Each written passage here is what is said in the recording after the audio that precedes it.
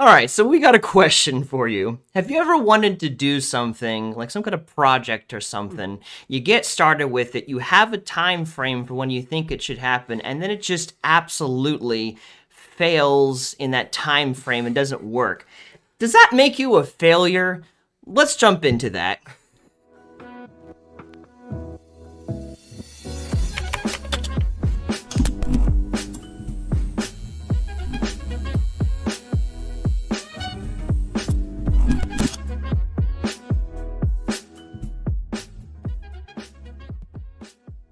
I just realized this was muted. No, I muted it. You did? Oh!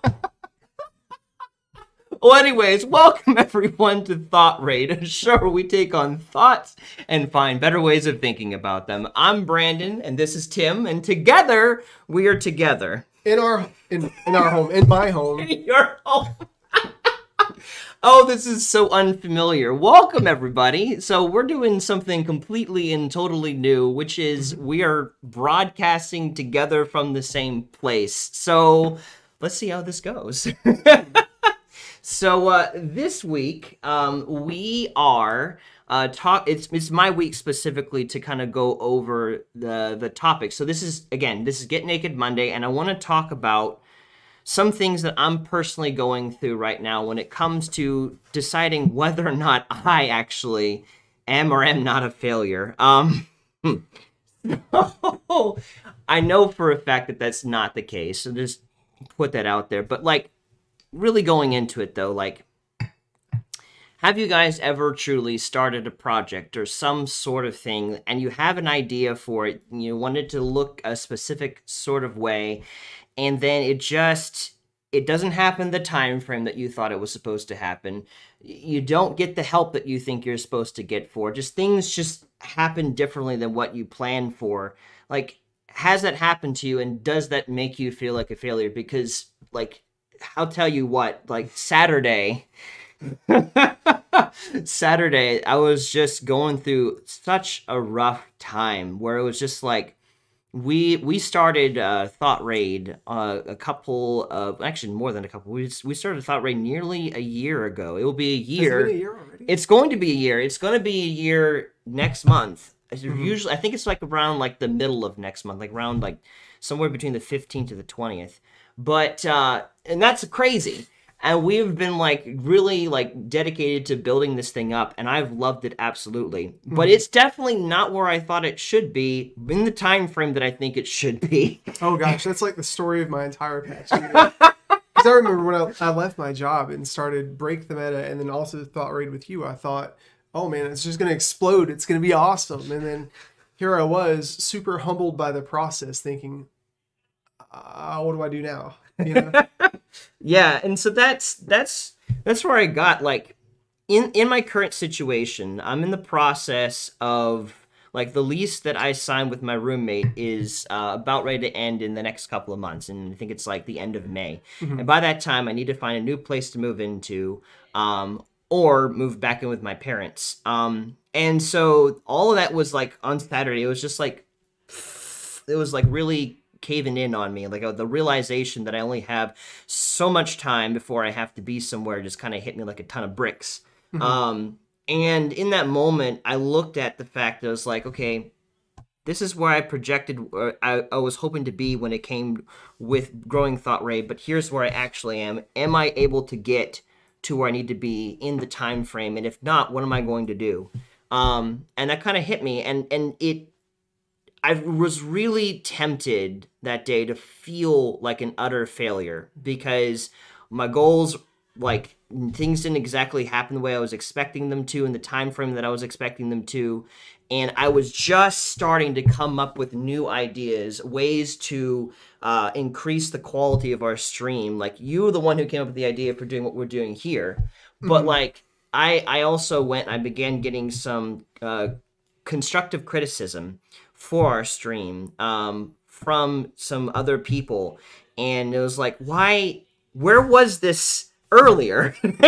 Well, honestly, it was in the back of our minds, but I don't think we were in the place of seeking criticism because we were in that create. You remember how forever ago Dan said that you can't create and criticize at the same time? Yes, I do remember that. And that comes to mind because I guess the whole past year for us guys, and if you've been watching us for a while, you've seen things transition. There was that time where, we were just super fresh and I had that harsh light on my face and it was like nothing in here was painted. Yes. We didn't really know what we were doing.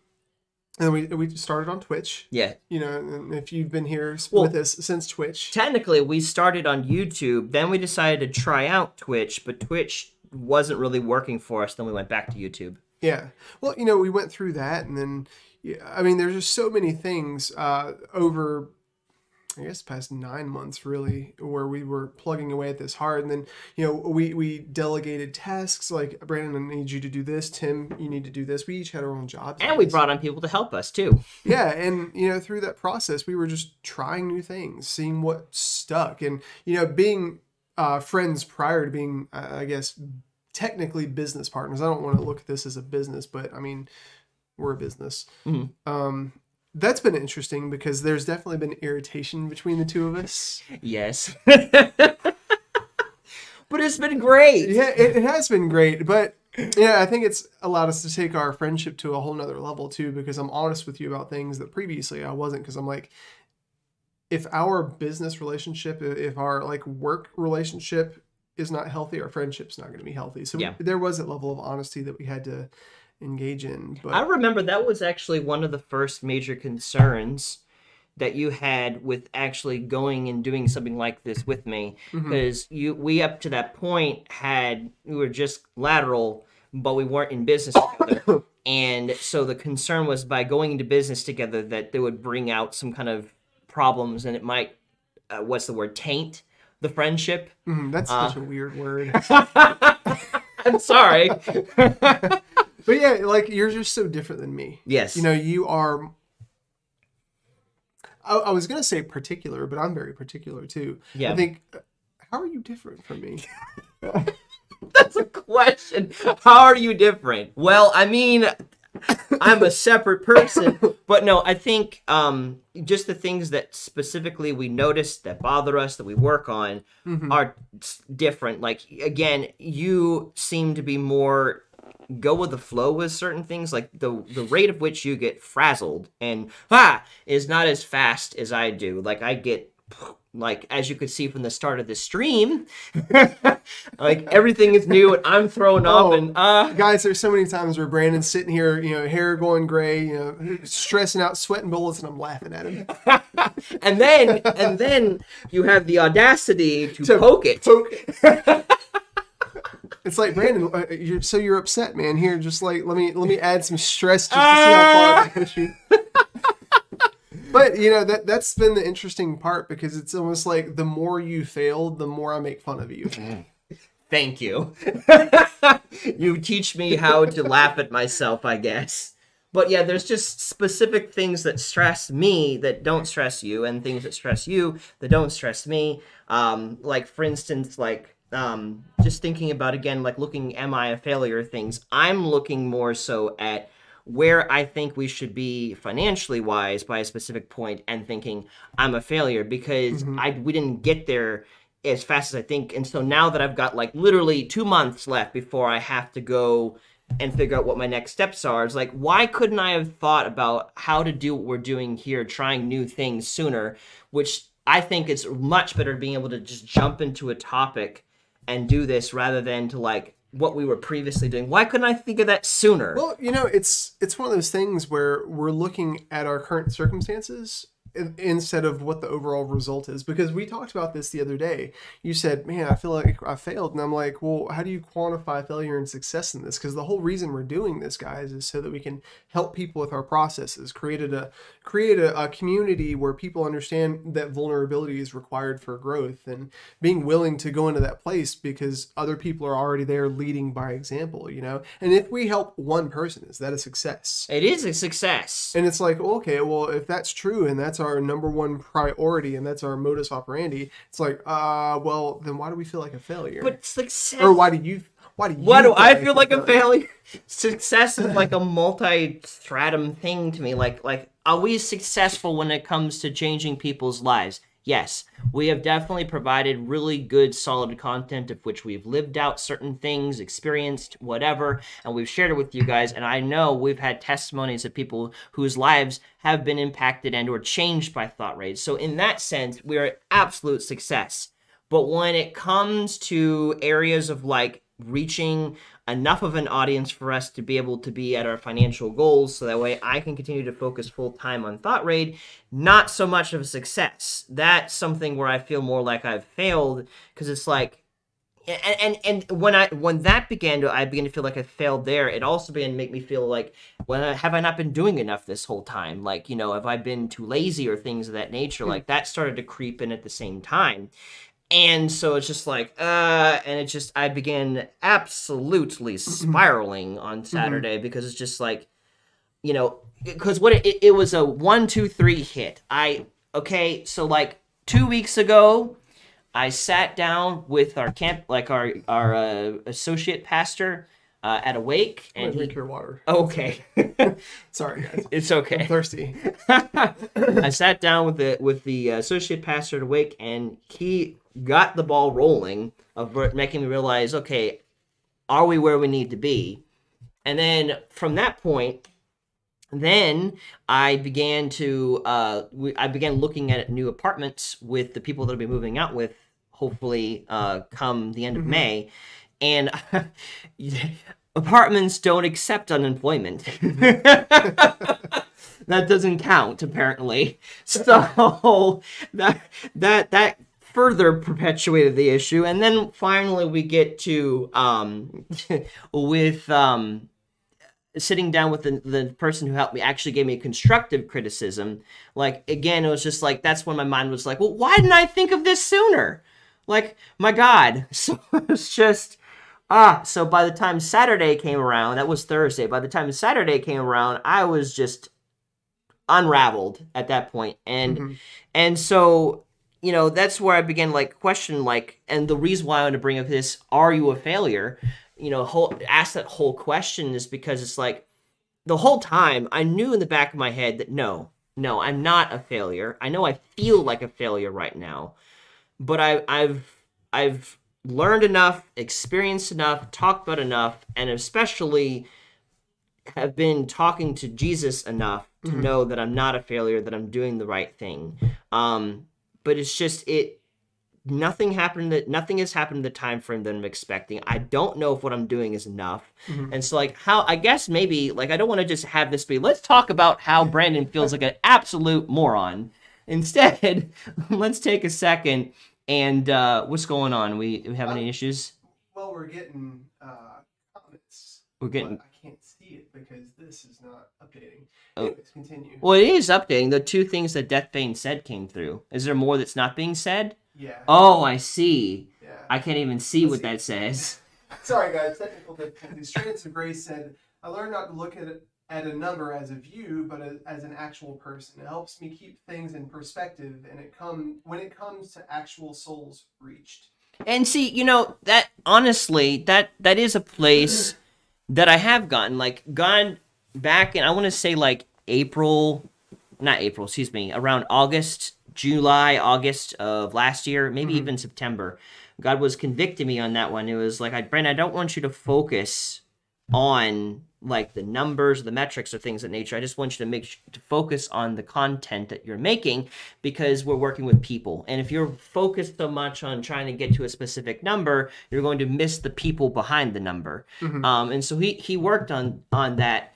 So the problem that I've been having recently is not so much how many people are watching us, because if God can take care of us with one person just as much as he can take care of us with 50,000 people. So I'm not really per se. Well, Brandon, you know, Hannah was over here doing some stuff with us the other day, and she made the comment, which was very edifying, and I felt really supported by her comment when she said, you guys have really good content. You make people think.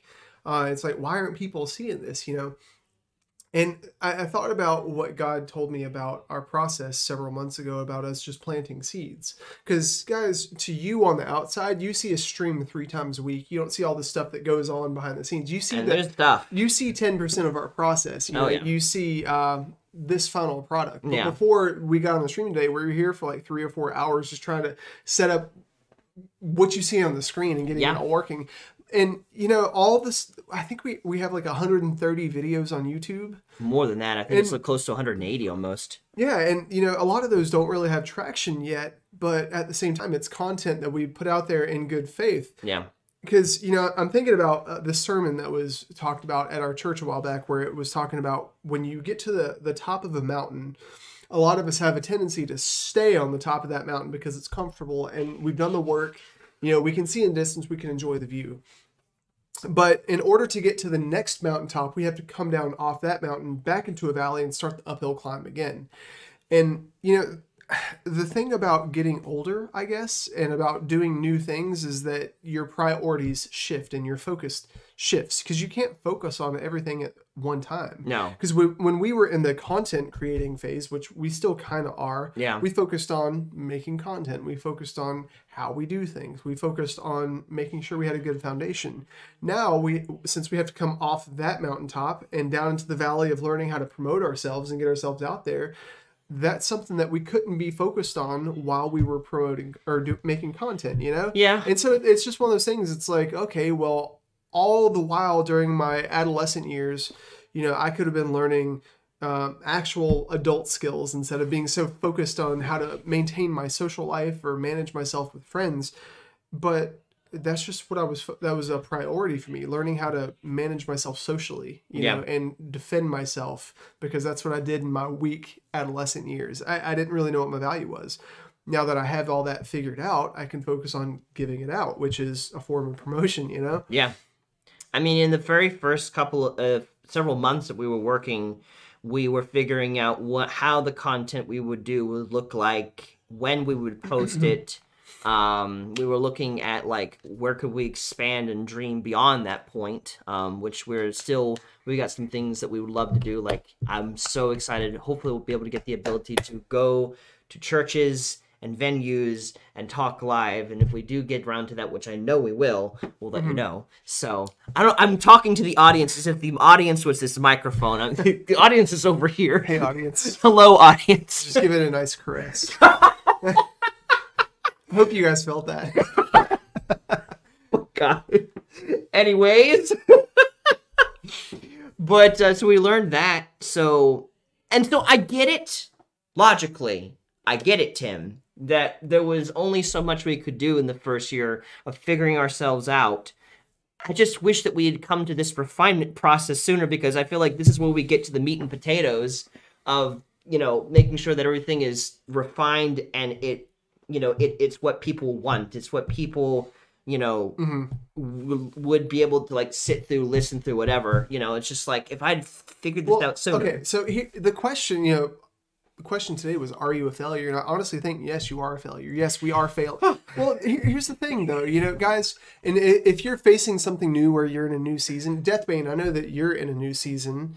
You know, Strands of Grace, I know that you're in a new season. Absolutely. Trying to do new things.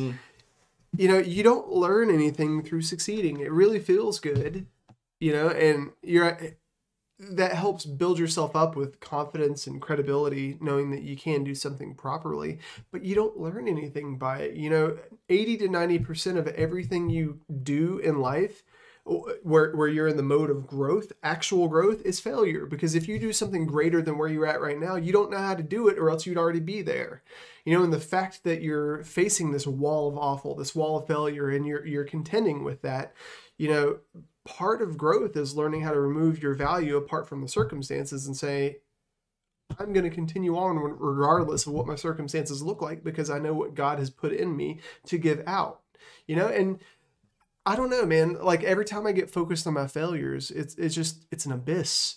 And if you lean into that, it makes you, or not, I don't want to say lean into your failures, because you're really supposed to lean into your failures and continue in that mode so you learn things, but at least not lean into that self-defeating condemnation thinking, whatever, that that's what caused the real spiraling. Yeah, I think it should be a heart position of, instead of, it should be, you know?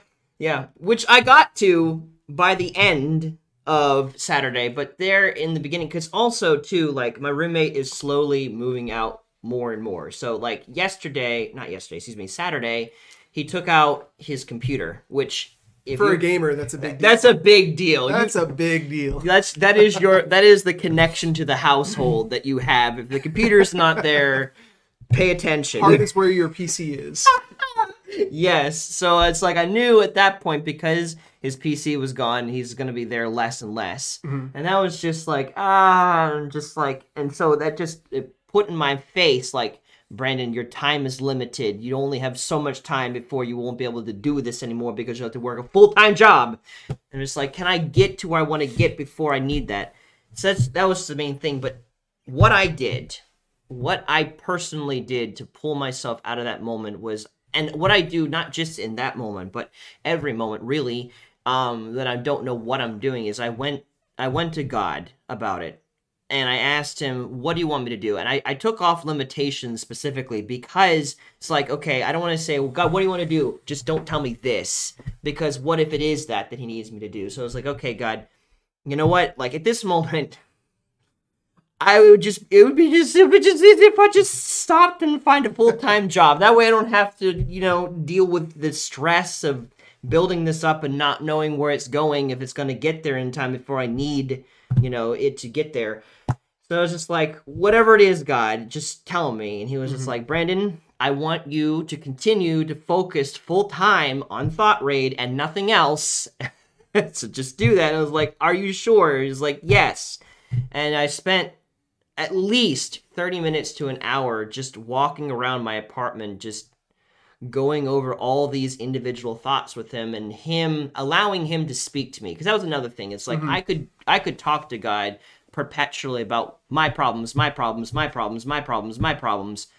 I do occasionally need to take a second and like look and see like, okay, what do you have to say about this situation? So that was another major thing that I did, was I spent time allowing him to speak to me, and in which case he had a lot of good things to say, which helped a lot. So I did that, and what's going on over there? Are we having connection issues? I think so, because all this stuff stopped. All this stuff stopped? Yeah, all the that's and whatnot. Oh, that's weird. That's interesting. How the heck? And then it's not playing streaming there anymore. Oh my goodness. Well, hang on 1 second, guys. Sorry. We're gonna check and see what's going on here, because internet issues, interwebs. It doesn't. Oh no. Wait, it is? Yeah, well, Wi-Fi crapped out, I think. Ah. It says connected, secured. Ah.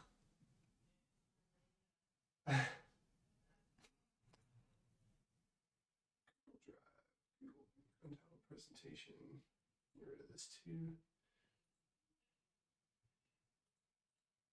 Do you think Final Fantasy cuts into anything while it's running in the background? Oh, it's not running. Okay.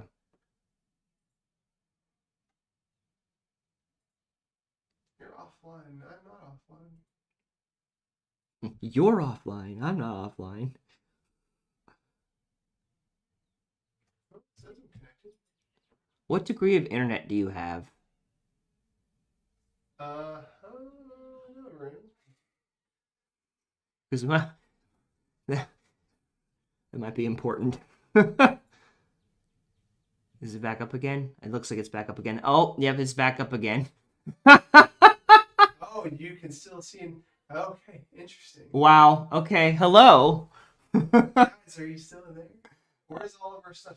Our stuff is missing. Let's go to intro talking. And... Oh, I was going to say I could take care of that. There it is. It came back again. So sorry, everybody. We're back, I think. Hopefully. All right. Yeah, there's a slight delay. Well, yeah, that's normal. The slight delay is a part of it. Has low latency, but not like super low latency. So that's in order to maintain the quality of the stream, it's set to that super low latency. So hello again. I guess we're gonna go like a little bit longer than usual right now, because we're still figuring things out and kind of getting things situated. So thanks for sticking with us. Wait, so that you got up the YouTube stream, but you don't have the Facebook also. Let me see if I can pull that up via the page so I can at least keep my eyes on. Brandon, you're failing. I'm not failing. The internet's failing. So it's not my fault this time. Let me see if I can pull up the live chat so I can keep an eye on the chat. There we go. Okay, cool. Go in the background. Cool. Excuse me. You're excused? What? I burped. Oh, you didn't even hear it. Anyways, hello everybody again. We're back. We had a connection issue, but we're good now, I think. So, anyways, I don't know where it cut off, but I'll just jump to where I remember last before this started happening. But essentially, the way that I kind of got to a balanced center again was I went to God about it. First, I went to God, like, what do you want me to do? Because I'm not where I think I should be right now. And I've learned enough to know that even though I'm not where I think I should be, does not necessarily mean that I'm outside of what I should be doing. So the first thing I did was I jumped in and I was like, okay, God, am I still on the right path? And he was like, yes, you're still on the right path. I still want you to focus on this full time. Keep doing that. I'm like, cool. And there was some other things he said too, which made me uncomfortable. What did he say that made you uncomfortable, Brandon? Tell all of our viewers. Tell all of our viewers. I love viewers. it when you're uncomfortable. Don't you? Your face gets so red. Well, it wasn't awkward. It was just more so. It was a different kind of discomfort. He essentially said like, and the reason why I was kind of a little bit desperate on Saturday when I was talking about supporting Thought Raid was because he was like, I want you to, and I wish I had my journal with me. I want you to continue focusing full-time on Thought Raid. Don't look for another job, and don't apply for unemployment for the next session. So that was the part that made me uncomfortable. It was like, okay, great. I'm not going to have any money coming in to help me continue to do this. So yeah, that was the thing that made me uncomfortable. It's super scary when God tells you to do something but doesn't give you the next steps, or especially when there's crunch time. Well, he did. It's just I don't have a crystal ball to tell me like you're going to succeed at this time. Just like Abraham, because Abraham, and if you guys don't know the story, Abraham was instructed by God to sacrifice his son Isaac, I think his name was. Yeah. And so he leads him up the mountain, and Isaac was probably thinking the whole time like, "What is about to happen? Why? Where's the sacrifice? What?" Well, God was just seeing if Abraham's heart was going to be obedient, and outsiders look at that and they think, "Wow, God really wanted him to sacrifice his son just to see if the dude was obedient." Well, at the end of it, God was like, "Whoa, Abraham, I'm just chill, dude. I was just seeing if you would give your son like I'm going to give my son." Yeah. And I think it's kind of cool because, especially when you follow Jesus and you profess to, "Oh, Holy Spirit, you are the King, you were all this stuff." And it's like, okay, well, why don't you put your money where your mouth is? Am I king? Do I have, a focus on your finances, your needs, everything? And are you actually going to follow me? Because all the disciples, I think it was Paul, Peter, one of those said, I'm going to follow you even to death. Peter. And then when it came to it, he was like, Jesus who? I don't know this Jesus. A curse on me if I know this Jesus. Yeah. I can't see. What? Oh no. How is your faith stretched since not? We go closer. We gotta figure this out. We gotta figure this out. You have YouTube on your phone, and I'll have Facebook on my phone. My phone would die after like 2 minutes. How much your faith stretched since not relying on government income? How do you deal with that when it comes to paying bills and having faith that God will provide each month? Well, okay, first off, it was a step of faith to honestly get unemployment in the first place because, Hannah, I grew up conservative and Republican, and it's just looked down upon to rely on the government for anything as a Republican or a conservative. And so when the pandemic first hit, that was a step of faith just to do what I did with that. I wasn't sure how I was going to make ends meet, but I kind of felt like, this is something that God wanted me to do. And so then I took a step of faith to get it in the first place. Once I got used to that, after the first several months of having that come in, which it was a very big thing. And thanks to the unemployment, I was actually able to pay off my car loan. Like, I'm debt-free with my car. Thank you, Corona. Thank you. Thank you, government. Thank you. Thank you. Thank you. Anyways. Thank you. Thank you. Thank you. Anyway. Keep poking.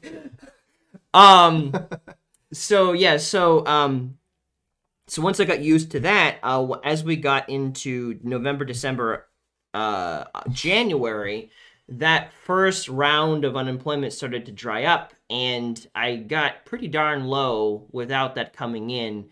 And come January, where I was at my lowest and the most panicked, God was like, it was so interesting. I was in communion, and I was breaking the little bitty wafer, and I hear in my head as I'm breaking it, "Are you willing to lose it all?" And I'm like, what? Get behind me, Satan. Like, first off, why am I being asked this in the middle of communion?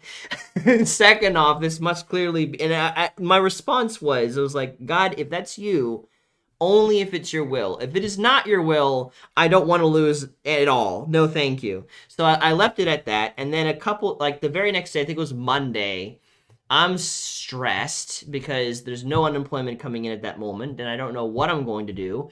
And I go to dinner with Kyle, and we talk about, putting things on the altar, like you were just talking about putting Isaac on the altar.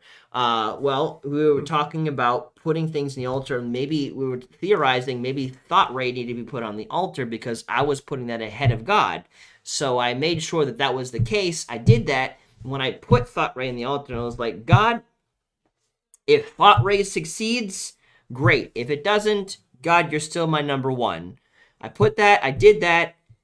Nothing emotionally changed within me. I still felt stressed. And I'm like, why? So I get home, I'm still stressed.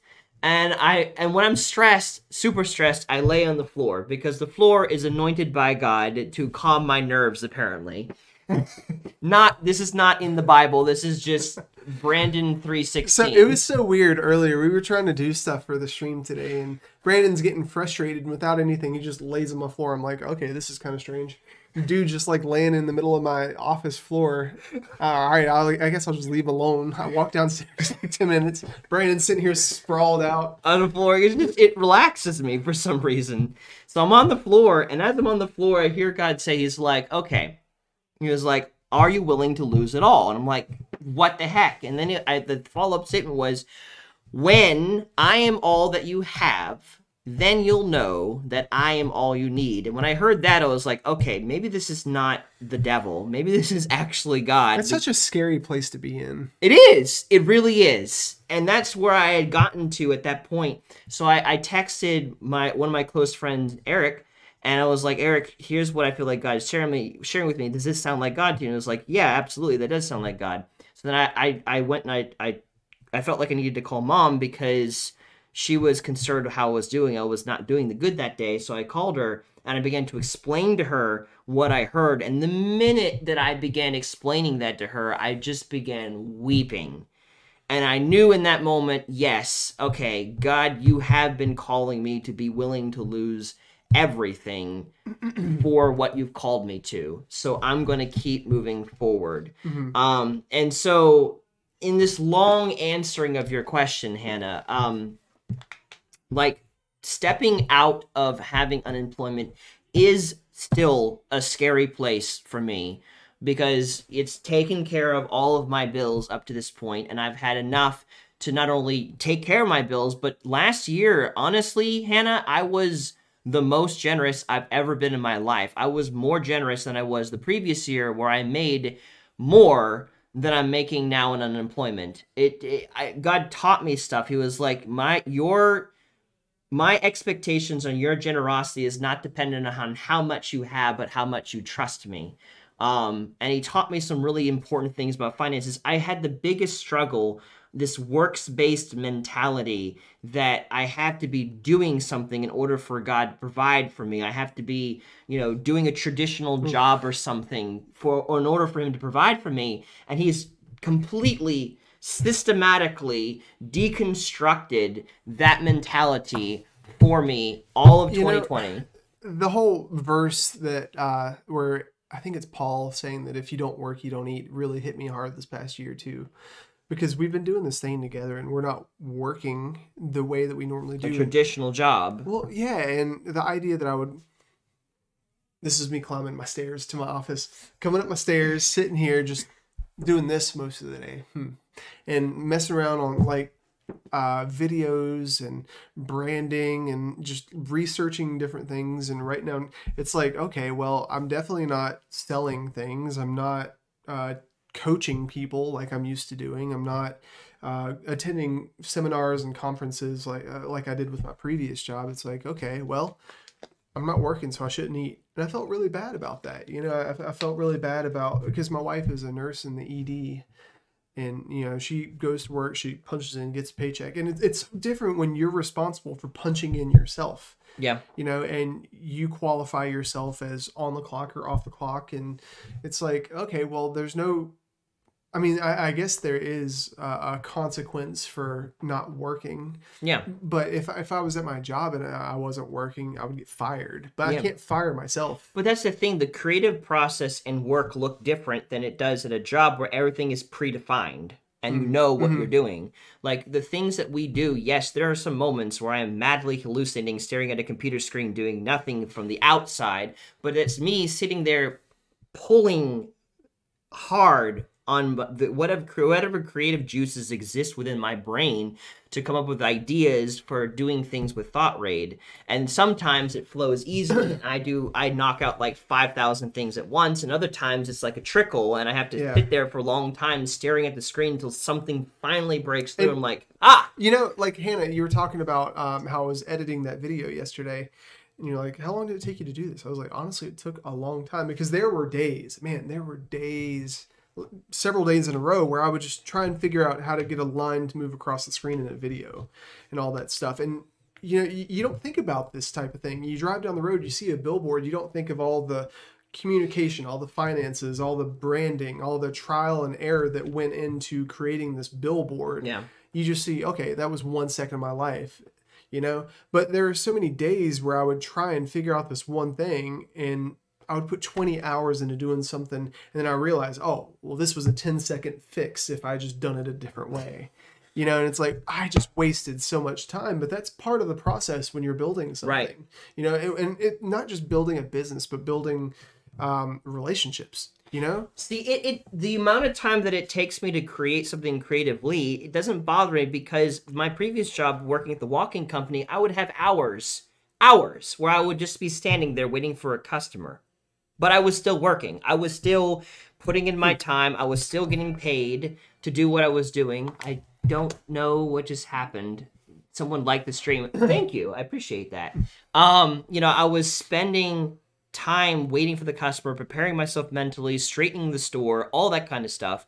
But on the outside, you would say that I was just twiddling my thumbs. And in some ways I was, but I was doing a job. So much more like... The creative process looks like you're wasting your time, but you're not. You're sitting there and you're forcing creativity to come to you when it's not naturally coming to you. And that just takes time. It takes a little bit of distraction over here, a little bit over here. It makes it so hard to take breaks and actually separate work from life too. Because when you are defining what pass or fail, what success or fail looks like, instead of an entity that's pre-established, there's usually one of two camps that people operate in, either doing too little or doing too much. And I think you and I fall in the camp of doing too much. And like, I'll go days where it's like, oh, I forgot to eat, and it's not like, I don't want you to think, oh, Tim's hard at work at the grindstone, because there are definitely days where I'm lazy. But, part of my process right now is just the whole am I a failure is realizing, well, I am a productive, loving husband, even though I don't make a ton of money right now.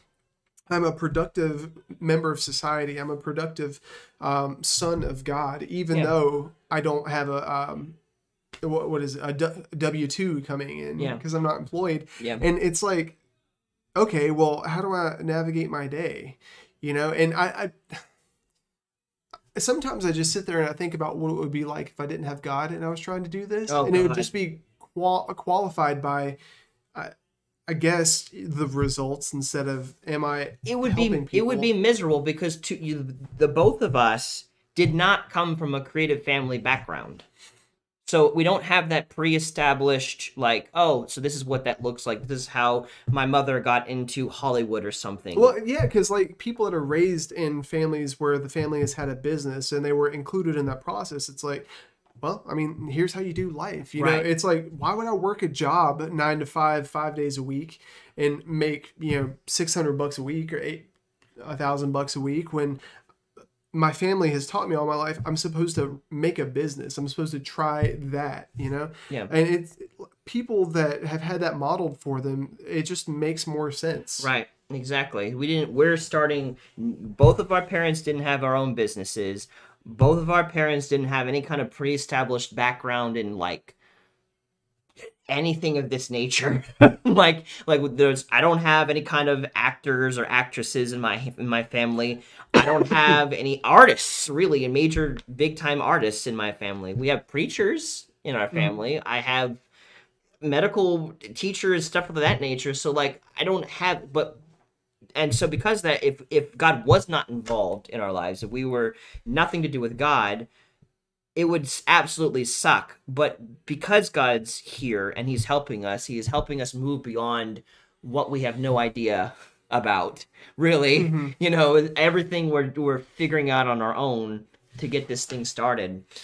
Well, I'm just thinking about the whole concept of today. Are you a failure?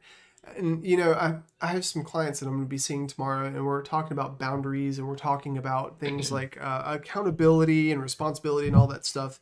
They're trying to win their life back from their circumstances, and I think one way to qualify yourself and think, okay, have I succeeded or failed, is what you're doing supporting your priority? Like, what is ultimately what's your priority? Do you have it written down somewhere? I'm pointing up there, like I have it written down up there. It's like, okay, what are your priorities? When you wake up tomorrow, what main rocks are you trying to protect or address or build a boundary around?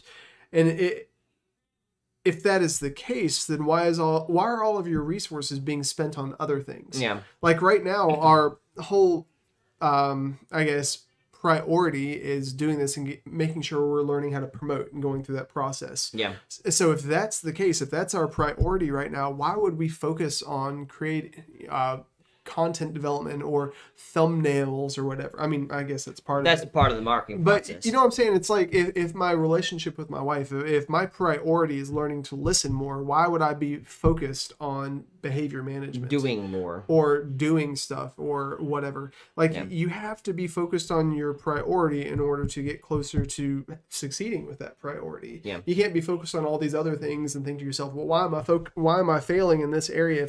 I'm focused on all this other stuff, Yeah. But yeah, I think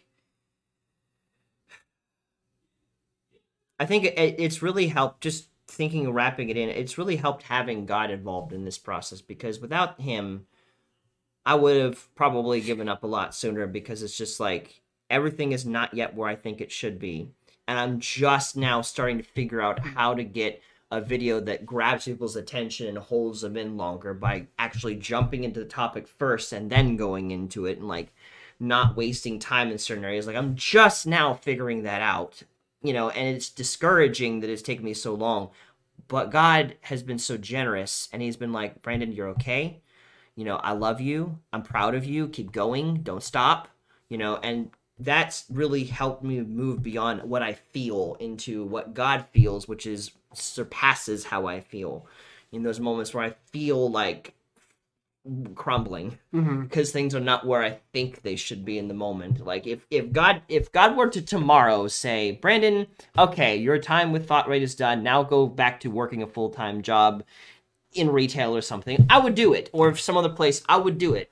But he hasn't told me that. So either what people think about what we're doing is reality, or what I think about myself is more reality than what God sees, or what God sees is greater than what I see. And God keeps saying, you're in the right place, keep going, don't give up, you know, I believe in you, whatever. Like, this is what I keep getting from God every time I keep going to him. You brought something. I did. You know, guys, when God has told you to do something, or if you have a solid group of people around you that are healthy, you know, your main people or whatever. And when I say healthy, specifically the people that encourage you, that help push you, not in unhealthy ways or not in ways that are unloving, but it's like, hey, dude, come on, you're better than that. You know, here's what you can do. You need to listen to that. And it's really important to keep that at the forefront of your mind, because there are so many things that are going to attack you. There are so many doubts that are going to come your way because you're in the process. But sometimes getting an outside perspective, which honestly is what a relationship with God is about, because he's always trying to separate our circumstances from our value. It's so encouraging, and that's how you move forward. Anything, I read this quote somewhere, and I don't know who said it, I don't remember, but it said something to the effect of, anything of great significance was never achieved by one man alone. Unless you're talking about Jesus. Well, you know, but even then, he didn't do things alone. He didn't. But I want to read you something that my wife wrote me last year on my birthday. She wrote me this letter, and at the end she said, I am so proud of your courage embarking on life coaching and YouTube with Break the Meta. Shameless plug. Go to YouTube, search up Break the Meta, like and subscribe. But life coaching and YouTube and Thought Rate. I've always known you would be amazing and perfect for something like that. Keep on going. I love you. And I'm like, man, it's so cool that when I am doubting myself, or I'm up here and I'm like, I'm a bad husband, I'm failing, I'm not doing this, you know, it's not growing the way I expected. Man, I'm not getting approval from the people that certain people that I'd like approval from. My wife is in my corner because she understands who I am. She understands what I'm capable of, and she sees the value of my vision and what God has put on my heart. And she also trusts God with my heart. She's not saying, you need to change this. She's like, I've always known you would be amazing and perfect for something like that. Keep going. You know? And that's honestly the narrative between me and God so frequently as well. And I just think it's so cool because I don't know, it takes off all the crap. It takes off all the doubt, the self-loathing, Yeah. What is Deathbane saying? Or is that Deathbane? That's someone else. That is... Stormy. My failures are together. My failures... Wow. Oh, my fathers are together. My fathers. You guys can choke each other. I was like, what? Wow, thanks, Stormy. Fathers are together, got it. But yeah, that makes all the difference. You know, I really don't think I would be able to face failure without God behind me saying, you're doing good, keep going, I love you. Like, that's what brought me out of the hole on Saturday, of just having him speak those things over to me. And it took time for me to finally convince my brain, because logically, you know, like I knew things, or actually I guess my heart more so specifically. My brain was getting it logically, my heart was not. But it after a while I was able to finally like, okay. Because that's the biggest thing. That's the biggest thing since we started Thought Rate, that God was like, I'll let you know if you need to do something different. But until that point, wait on me.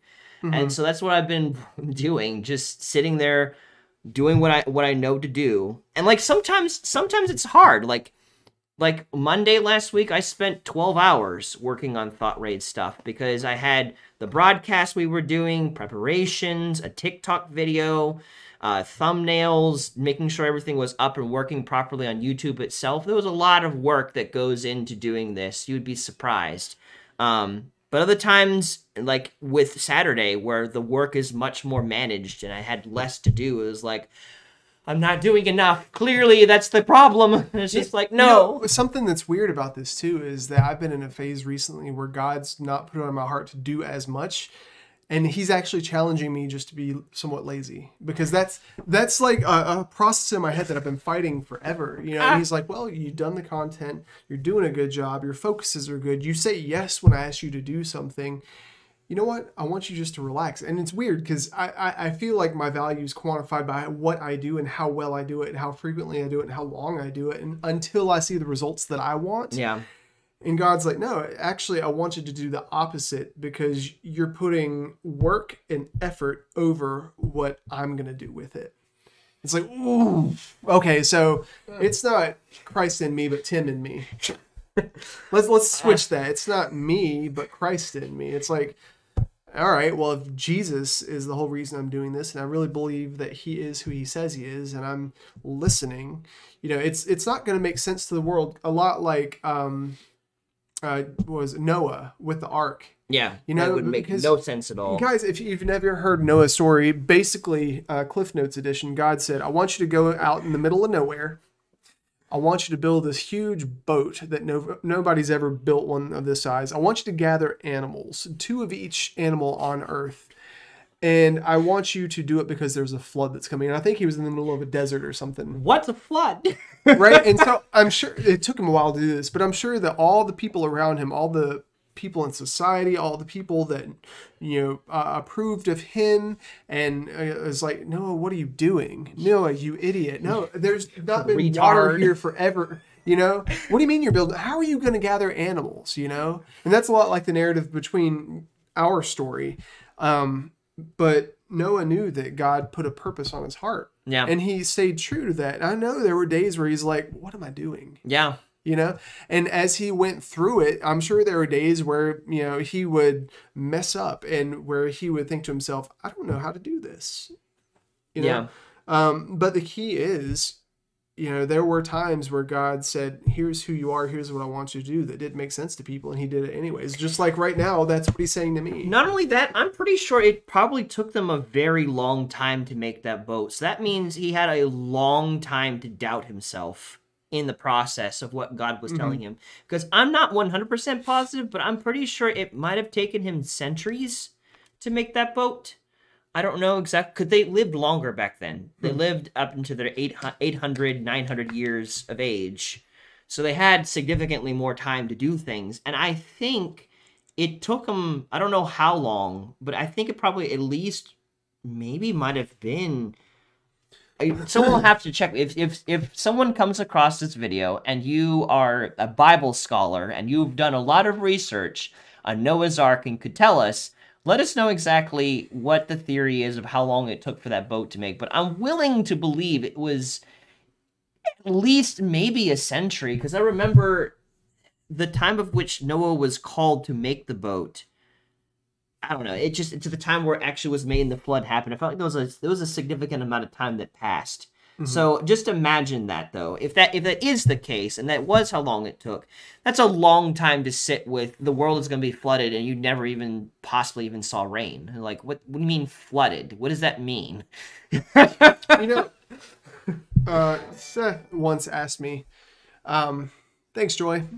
I was talking to Seth one time about God's call in our lives, and he said, would I be okay if I knew that God's purpose for my life was to only influence one person? Which Seth are we talking about? Wingate. Okay. And I'm thinking, okay, well, cool if it happened tomorrow, you know, but what if it didn't happen until I was 90? Right? Would I survive, and would I continue learning, growing, doing whatever to reach that point? Yeah. And that's a really interesting question. It's like, okay, well, what if fulfillment in my life is me doing the purpose that God put on my heart to love somebody or love a group of people or to love a country or whatever? And what if I wasn't going to arrive there within 20 years? Because I know that there have been times when I've gone to the grocery store with the purpose in my heart to buy all the ingredients, make a healthy meal, and then I see McDonald's, I'm like, yo, let me just get a $2 cheeseburger. You know? And I've totally done that, but with stuff like this, it's like, what if tomorrow everything pops off and, you know, all of a sudden we walk in the result that we wanted just because we went so long focusing on the result that God wanted. And it's like, what if I gave up today? You know? I don't know. I feel like a lot of people do that just because they start listening to the world around them. They start listening to the doubts. They start listening to the circumstances instead of their value. But I guess, being stubborn is really important. I feel like you and I are both Stubborn extremely in the stubborn. Lord. That's the best stubbornness. What are you saying? Noah took less than 80 years. So less than 80 years, you say? Well, that is the case. That is still a very... Imagine sitting on a warning that the earth was going to be flooded for 80 years. Yeah. Or less than that. That's still a long time. Imagine if you said... And think about this one. Abraham was promised that he was going to have a child, and he was in his 90s. Like, I think around that time frame, 80s to 90s when he finally had that child. Like, that's a long time. That's a long time. And he probably was given that promise before he was in his 90s. I feel like he began his process of traveling into the promised land where Israel currently is. Probably, I would imagine, man, I think whatever the time frame was, apparently Pharaoh considered his wife to be attractive. So I think they would have been much younger during that process of getting to the promised land. This is kind of a side thought, but isn't that cool that God spoke to Abraham and said, you're going to have a child? And basically that was God saying, Abraham, I want you to keep having sex until something happens. I would have been thrilled, man. All right, God, I received this blessing completely. But Brandon, we're getting close to an hour. Oh, darn it. So what's the point? We're talking about failure. Are you a failure? The answer to that question, I feel like, is if you're doing what you know you're called to do, I think you're not. Like, you can fail in the process. I think if we were to define failure, not by the Merriam-Webster dictionary definition of failure, but just what failure truly is, from a life sense, it's when you give up and stop trying completely and do nothing and, like, never try again. That's true failure. But yeah, you're only a failure if you quit. But not just if you quit. If you quit and never try again, because people quit all the time. But I feel like if you quit and never come back to it and you're just done for the rest of your life, that's a failure because you never tried again. Because we have however many years we have on this earth to get it right. Like, until our last breath, this is the time that God has given us to redeem, to live like Him and stuff of that nature on this planet. So I really feel like it's not the making the mistakes. It's not the failures we make. It is when we refuse to get back up again. We're like, we're done. I'm done. We're not going to happen. Because that's like a big, and this is tangent. It's tangential. I don't know. Tangent. I can't think of the word. My dad used to work in a Independence Village with a bunch of elderly people. And the people who were most likely to die were the people that kind of lost their purpose. They've done all they were going to do. They didn't have purpose anymore. They're ready to go. If we just give up and we don't ever try again, that's a killer. Like, you may be young and it's not going to literally kill you, but it's going to kill other aspects of who you are. I think truly being a failure is just, I've seen it all. I've done it all. We're done growing. We're done. That's it. Well, Deathbane just said, but what if I was never called to do something? I think that's an interesting question because that is a good we're question. not always called to do something right now. And the things we're called to do changes over time. Yeah. And the things that we want to do, the desires in your heart and whatever, that changes as well.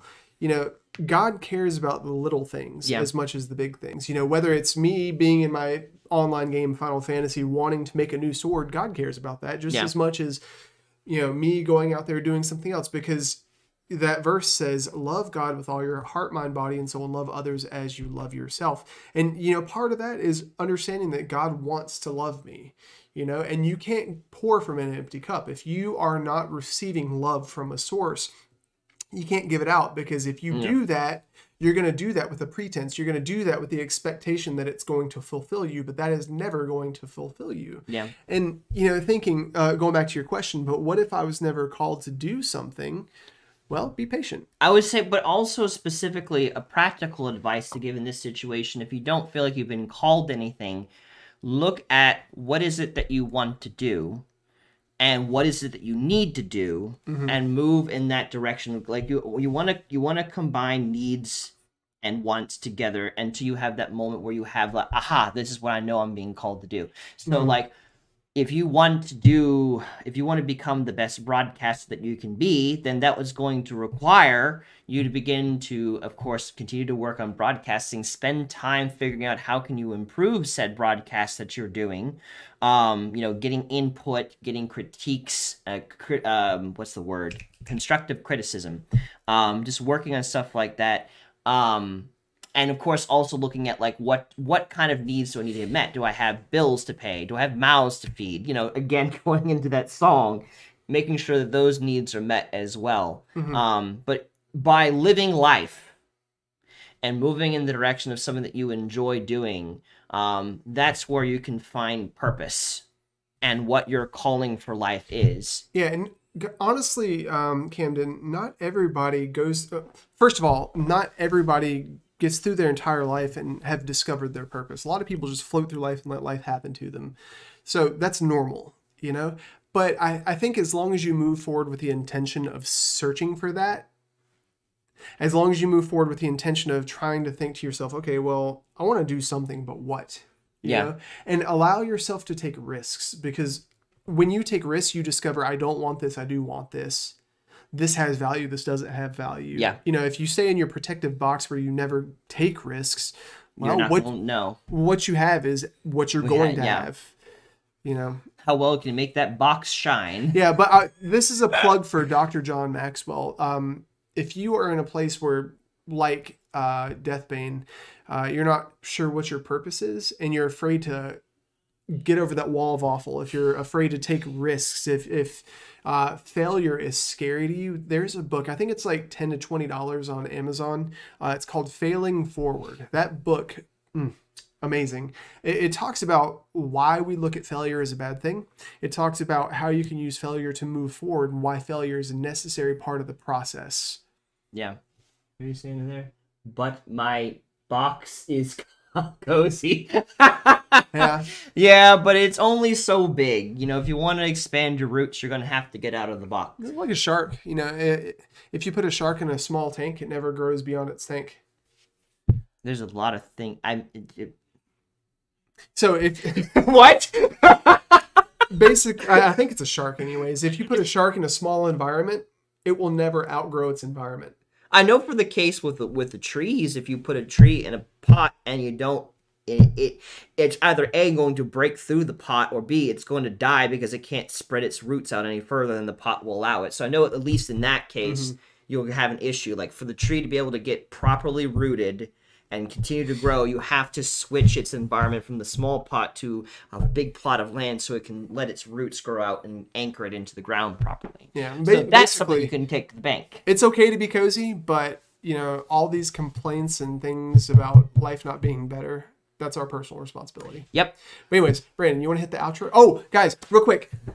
If you don't mind, since this is a new format, new mechanic, whatever, if you're still watching, would you watch to the very end? We have a new outro. Yes. Let us know what you think. The overall quality of the stream, if you think we should change something up, like if I should replace Brandon and get a different co-host.